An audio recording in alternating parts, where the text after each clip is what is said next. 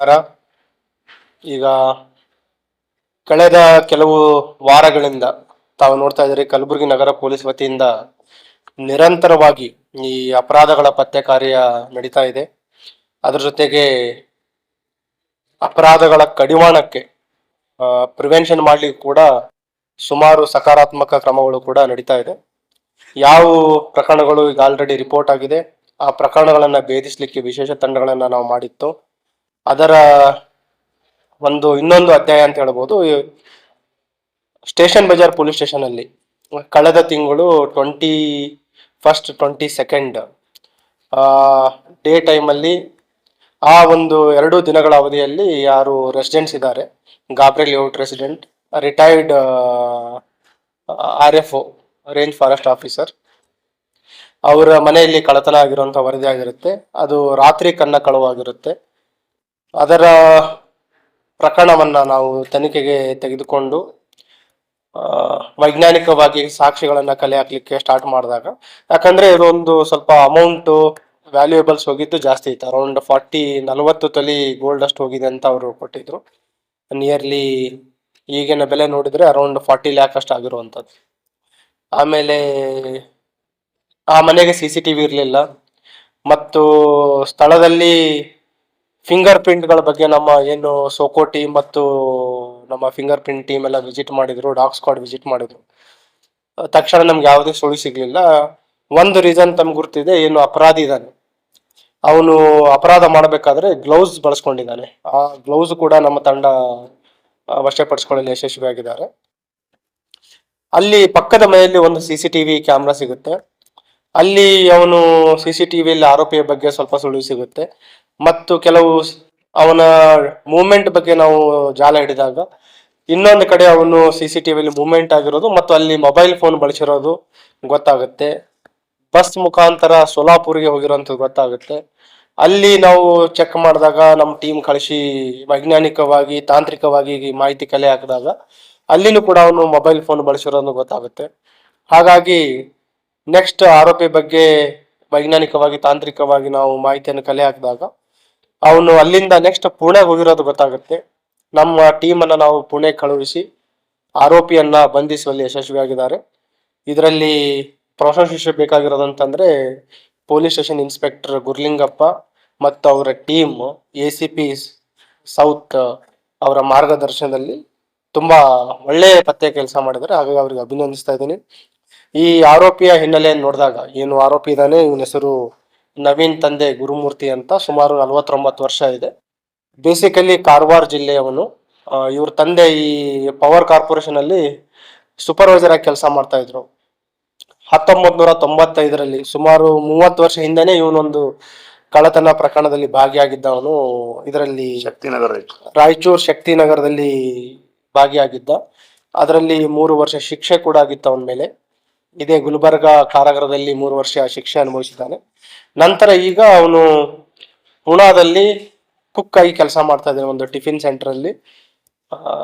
ಅವನು ಇಲ್ಲಿ ಅಪರಾಧ ಮಾಡ್ಲಿಕ್ಕೆ ತುಂಬಾ ಇಂಟ್ರೆಸ್ಟಿಂಗ್ ಇರುವಂತದ್ದು ಒಂದು ವಿಚಾರ ಇದೆ. ಯಾಕೆ ಇಲ್ಲಿ ಅಪರಾಧ ಮಾಡ್ದ ಅಂತ. ಗುಲ್ಬರ್ಗಕ್ಕೆ ಯಾವತ್ತೂ ಅವನು ಬಂದಿರಲಿಲ್ಲ. ಬೇಸಿಕಲಿ ಪುಣೆಲಿಂದ ಕನ್ಯಾಕುಮಾರಿಗೆ ವಿತೌಟ್ ಟಿಕೆಟ್, ಟ್ರೈನ್ ಟಿಕೆಟ್, ಅವನು ಟ್ರೈನಲ್ಲಿ ಸಂಚಾರ ಮಾಡ್ತಾ ಇರ್ತಾನೆ. TC ಅವರು ಅವನು ವಿತೌಟ್ ಟಿಕೆಟ್ ಟ್ರಾವೆಲ್ ಮಾಡ್ತಾ ಇದ್ದಂತ ಗಮನಿಸಿ ಗಾಣಗಾಪುರದಲ್ಲಿ ಗುಲ್ಬರ್ಗ ಸ್ಟೇಷನ್ ಅಲ್ಲಿ ಅವನಿಗೆ ಇಳಿಸ್ತಾರೆ. ಸೊ ಇಳಿದ ನಂತರ ಅವನ ಹತ್ರ ಖರ್ಚಿಗೆ ದುಡ್ಡು ಇರಲಿಲ್ಲ. ಸೊ ಆ ಒಂದು ಖರ್ಚಿಗೆ ದುಡ್ಡು ಇರ್ಲಾರ್ದಕ್ಕೋಸ್ಕರ ಅವನು ನೈಟ್ ಎಲ್ಲ ಓಡಾಡ್ತಾನೆ, ರೆಕ್ಕಿ ಮಾಡ್ತಾನೆ.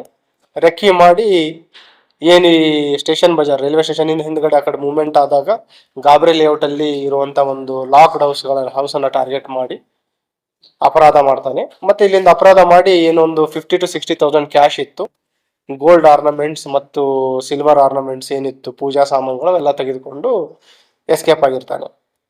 ಇದರಲ್ಲಿ ಇನ್ನೊಂದು ನಾವು ಗಮನಿಸಬೇಕಾಗಿರೋದಂತಂದ್ರೆ ಅವನ ಬ್ಯಾಗ್ ಅಲ್ಲಿರುವಂತ ಕಿಟ್. ಬೇಸಿಕಲಿ ಅವನು ಕನ್ಯಾಕುಮಾರಿಗೂ ಕೂಡ ಅದೇ ಅಪರಾಧ ಮಾಡಬೇಕಂತ ಹೋಗ್ತಾ ಇರುವಂತದ್ದು. ಅವನ ಬ್ಯಾಗ್ ಅಲ್ಲಿರುವಂತ ಒಂದು ಟೂಲ್ ಕಿಟ್ ಕಂಪ್ಲೀಟ್, ನಮ್ದು ಹೆಕ್ಸಾ ಬ್ಲೇಡ್ ಕಟರ್ ಇದೆ ಮತ್ತು ಕಟ್ಟರ್ ಬ್ಲೇಡ್ ಇದೆ. ಆಮೇಲೆ ಏನು ಚಿನ್ನಾಭರಣ ಸಿಗುತ್ತೆ ಅದನ್ನ ಮೆಲ್ಟ್ ಮಾಡ್ಲಿಕ್ಕೆ ಗ್ಯಾಸ್ ಇದನ್ನು ತಗೊಂಡಿದ್ದಾನೆ ಅವನು, ಹೀಟರ್. ಸೊ ಕಂಪ್ಲೀಟ್ ತುಂಬಾ ತಯಾರಿಯಾಗಿ ಪ್ರಿಪೇರ್ ಆಗಿ ಅಪರಾಧ ಮಾಡಲಿಕ್ಕೆ ಮೂವ್ಮೆಂಟ್ ಆಗಿರುವಂಥದ್ದು. ಸೊ ಆಕ್ಸಿಡೆಂಟಲ್ಲಿ ಗುಲ್ಬರ್ಗದಲ್ಲಿ ಇಳಿದು ಇಲ್ಲಿ ಅಪರಾಧ ಮಾಡಿ ಯಾವುದೇ ಅವನಿಗೆ ಹೋಪ್ಸ್ ಇರಲಿಲ್ಲ ಅಂತಂದ್ರೆ ಪೊಲೀಸರು ಹಿಡಿತಾರೆ ಅಂತ ಒಂದು ಕ್ಲಿಷ್ಟಕರವಾದ ಒಂದು ಪ್ರಕರಣವನ್ನ ಭೇದಿಸುವಲ್ಲಿ ನಗರ ಪೊಲೀಸ್ ತಂಡ, ಅದರಲ್ಲಿ ವಿಶೇಷವಾಗಿ ಸ್ಟೇಷನ್ ಬಜಾರ್ ಮತ್ತು ಸೌತ್ ಉಪವಿಭಾಗದ ಕ್ರೈಮ್ ಟೀಮ್ ಯಶಸ್ವಿಯಾಗಿದ್ದಾರೆ. ಅವರಿಗೆ ಅಭಿನಂದನೆಗಳನ್ನ ಸಲ್ಲಿಸ್ತಾ ಇದ್ದೀನಿ ಮತ್ತು ಪ್ರಶಂಸನಾ ಪತ್ರನೂ ಕೂಡ ಈಗ ನೀಡ್ತಾ ಇದ್ದೀನಿ. ಇನ್ನೊಂದು ಇದರಲ್ಲಿ ನಾವು ಎಲ್ಲರಿಗೂ ಗಮನಕ್ಕೆ ಪ್ರತಿ ಸಲ ಮಾಧ್ಯಮದ ಮುಖಾಂತರನೇ ಹೇಳ್ತಾ ಇದ್ದೀವಿ, ಒಂದು ಮನೆ ಸೇಫ್ಟಿಗೋಸ್ಕರ CCTV ಕ್ಯಾಮ್ರಾ ಹಾಕೊಳ್ಳುವಂಥದ್ದು 30,000 to 50,000 ಬರುತ್ತೆ ನಿಮಗೆ. ಹೌಸ್ ಬರ್ಗ್ಲರಿ ಅಲಾರ್ಮ್ ಇರ್ಬೋದು, ಮೋಷನ್ ಡಿಟೆಕ್ಟರ್ ಇರ್ಬೋದು. ಈ ಮನೆಯಲ್ಲಿ ಇರಲಿಲ್ಲ, ಬಟ್ ನೈಬರ್ ಹೌಸ್ ಅಲ್ಲಿ ಇರೋದ್ರಿಂದ ನಮಗೆ ಸಾಕ್ಷಿ ಸಿಗುತ್ತು. ಮತ್ತು ಇದರಲ್ಲಿ ಅವ್ರು ಏನು ದೂರಲ್ಲಿ ನೀಡಿದ್ರು 40 ಗ್ರಾಮ್ ಗೋಲ್ಡ್ ಅಂತ, ಅದರಲ್ಲಿ ನಾವು 40 ತೊಲೆ 400 ಗ್ರಾಮ್ ಗೋಲ್ಡ್. ಇದರಲ್ಲಿ ಇಂಟ್ರೆಸ್ಟಿಂಗ್ ಏನಂತಂದ್ರೆ ಎಂಟೈರ್ ಪ್ರಾಪರ್ಟಿ ಇಂಟ್ಯಾಕ್ಟ್ ಆಗಿ ಸಿಕ್ಕಿದೆ ನಮಗೆ. ಏನು ಅವನ ಹತ್ರ ಮನೆಗಳತನ ಮಾಡಿದ ಕ್ಯಾಶ್ ಇತ್ತು ನಿಯರ್ಲಿ 40,000 to 60,000. ಆ ಅಮೌಂಟ್ ಅನ್ನ ಅವನು ಗೃಹೋಪಯೋಗಿ ಸಾಮಾನುಗಳಿಗೆ ಖರೀದಿ ಮಾಡಿದ್ದಾನೆ, ಗ್ರೋಸರಿ ಇದೆಲ್ಲ. ಉಳಿದ ಕೆಲವು ಕುಡಿತಕ್ಕೆ, ಅವನಿಗೆ ಕುಡಿತದ ಚಟ ಇದೆ, ಕುಡಿತಕ್ಕೆ ಬಳಸ್ಕೊಂಡಿದ್ದಾನೆ. ಇನ್ನು ಇವುಗಳನ್ನ ವಿಲೇವಾರಿ ಮಾಡುವ ಮೊದಲೇ ನಮ್ಮ ತಂಡ ವಶಪಡಿಸ್ಕೊಳ್ಳಲು ಯಶಸ್ವಿಯಾಗಿದ್ದಾರೆ. ಏನು 40 ತೊಲಿ ಗೋಲ್ಡ್ ಇದೆ, ಅದರಲ್ಲಿ ನಾವು ವಶಪಡಿಸ್ಕೊಂಡಾಗ ನಿಯರ್ಲಿ 23 ತೊಲ ಅದು ಫೇಕ್ ಗೋಲ್ಡ್ ಇದೆ, ರೋಲ್ ಗೋಲ್ಡ್. ಆಮೇಲೆ 17 ತೊಲ ರಿಯಲ್ ಗೋಲ್ಡ್ ಇದೆ. ಸೊ ಯಾಸ್ ಇಟ್ ಈಸ್ ನಮ್ಮ ತಂಡ ಅದನ್ನ ಯಶಸ್ವಿ ಎಂಟ್ಯಾಕ್ಟ್ ರಿಕವರಿ ಮಾಡಿದ್ದಾರೆ. ದೂರುದಾರರು ಕೊಡ್ಬೇಕಾದ್ರೆ ಎಂಟೈರ್ ಅದನ್ನ ರಿಯಲ್ ಗೋಲ್ಡ್ ಅಂತ ಕಂಪ್ಲೇಂಟ್ ಕೊಟ್ಟಿದ್ರು. ಅದು ಪೂಜಾಕ್ಕೆ ಏನು ಇದು ಬರ್ತದೆ, ಮನೆ ಜಗ್ಲಿಯಲ್ಲಿ ಪೂಜೆ ಮಾಡ್ತಾರಲ್ಲ, ಆ ಮೂರ್ತಿಗೆ ಹಾರ ಹಾಕ್ಲಿಕ್ಕೆ ಅದನ್ನ ಆ ಗೋಲ್ಡ್ ಇಟ್ಟು ಹಾಕಿದ್ದಾರೆ. ಈಗ ಸದ್ಯ ಮಾಡಿರೋದು ಒಂದೇ ಕೇಸ್.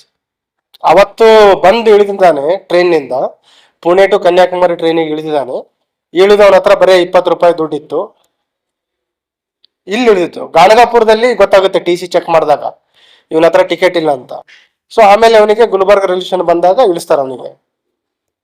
ಆಕ್ಸಿಡೆಂಟಲ್ ಸ್ಟ್ರೈಕ್ ರೆಕ್ಕಿ ಮಾಡಿದಾನೆ, ಯಾವುದು ಲಾಕ್ಡ್ ಹೌಸಸ್ ಇದಾವಂತ ದಿನ ಎಲ್ಲ ಸುತ್ತಾಡಿದ್ದಾನೆ.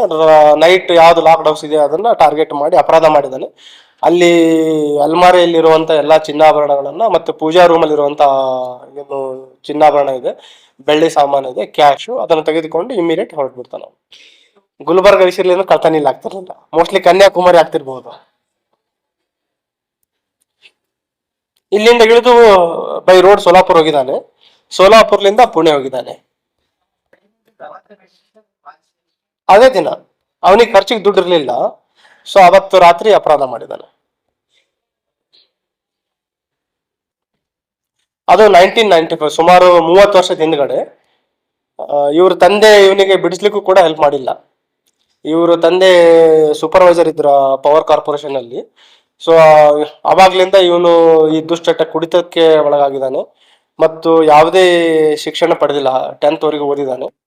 ಮೊದ್ಲಿನಿಂದನೂ ಒಂದು ಸಣ್ಣ ಪುಟ್ಟ ಅಂಗಡಿ ಇಟ್ಕೊಳ್ಳುವಂಥದ್ದು, ಈ ಗ್ಯಾರೇಜ್ ಅಲ್ಲಿ ಕೆಲಸ ಮಾಡುವಂಥದ್ದು, ಟಿಫಿನ್ ಸೆಂಟರ್ ಅಲ್ಲಿ ಕೆಲಸ ಮಾಡುವಂಥದ್ದು, ಅಂಥದ್ದೆಲ್ಲ ಮಾಡ್ಕೊಂಡು ಕೆಲಸ ಮಾಡಿದ್ದಾನೆ.